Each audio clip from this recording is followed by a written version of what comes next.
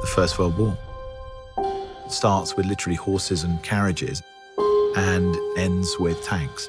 So it's the moment where modern war, you could argue, begins. Sam, it's a pleasure to meet you. It's nice to be here.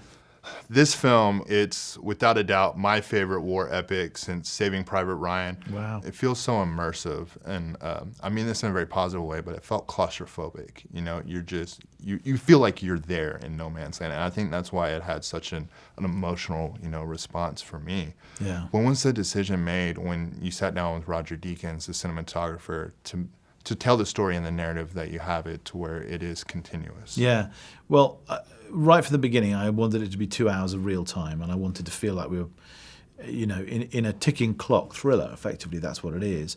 I wanted the audience to feel every second passing and take every step with the actors, breathe every breath with the characters. And I wrote it on the front page of the script. So when I sent the script to Roger Deakins, it said, this movie is designed and written to be one continuous shot. And so it was always part of the material, because I felt like the best way to tell that is to lock the audience in with the characters. Sometimes it's claustrophobic, but other times, they're quite, it's quite epic. You see them very small in a vast landscape. Sometimes you want to understand the geography, the distance they have to travel, the physical difficulty, how far they still have to go. And at other times you want to just be completely connected to them and see them reacting to something which you don't even see.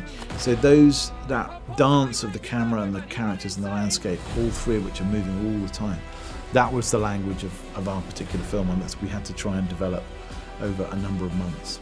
Working with George and Dean, casting them, what I thought was interesting is you chose two actors that are relatively new. Mm-hmm. Some people may recognize them from some of their previous works, but I think in the long run, most audiences, this is going to be the first time they see them on screen. Yeah. I love the idea that an audience wouldn't really know them from any previous iterations, wouldn't know whether they're going to live or die. In a way, I'm saying these are two men amongst 2 million. Lean in and you'll find out a little bit more about them, but they're not obviously heroic. They're not special in any particular way. I mean, as you get to know them, you realize they are in their own way, but only in the way that everyone is, when you begin to learn about the little things that matter to them.